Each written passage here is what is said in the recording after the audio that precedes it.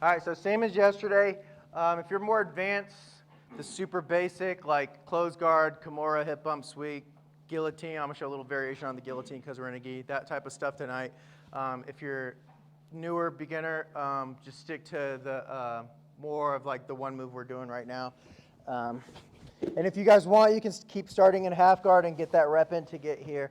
But we did a guillotine yesterday, so now I'm just going to show a little variation that's a little bit like a rear naked choke. You do more no gi, and then in the gi, you usually do like a lapel choke from the back. So it's kind of the same thing with the guillotine. It's like a lapel guillotine, but it's called a loop choke. So here, anytime I want to do the sit-up type stuff, I have to get their hands off my hips here. I can't like go through their hips, through their hands. So right before I go, I want to go this direction, so I just turn my hips that little inch right there right before I come up.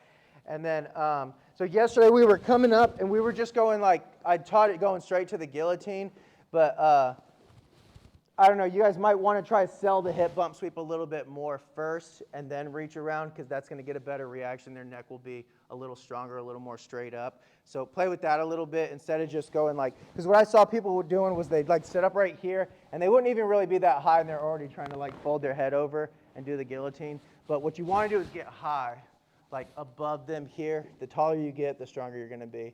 And then so for this, now when I reach through like a guillotine, but I'm going to grab the lapel here. And for loop chokes, this is like one of the rare instances. The deeper you go is not better. Like you need some slack on these loop chokes here. So I come up here, boom, and I reach around here, and I'm just going to grab his lapel. So it looks basically like a guillotine right here, but with a lapel. But then as I start to come down here, when I come through here, I'm going to punch. There's a hole, the space right here, because so if I have it real tight right here, it won't, like it'll be harder to reach through. Like if you go too deep, like a really deep choke in here, it gets hard to get your arm through. So you got to kind of find that amount of space that you need right here. Just give yourself enough slack. And then this hand punches through here. So it's like, I'm here, I'm just going to go through here, and then I'm going to extend my arms like that. So in here, and I punch this arm through, and the back of my hands go in there, and I just extend my arms straight here. So this would be like a closed guard guillotine in the gi. So you can obviously still do a guillotine. It's just hard to set up a guillotine with all that fabric right there, if that makes sense.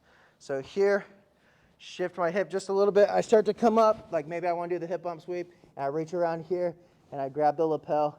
And then as I'm coming through here, find that hole, punch this arm through, and this forearm has to stay on like the back of his neck area right here to push it down into the choke. So I'm here, boom, and this hand, back of my hand's coming through here, and then I extend everything here, close the guard. So it looks like this, but they're going to tap pretty quick. Let's do this side. Or wait, let's do this side.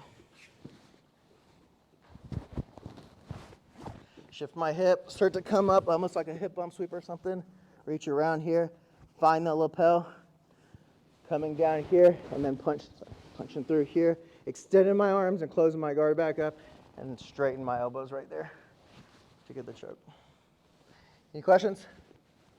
Loop choke. All right, ready?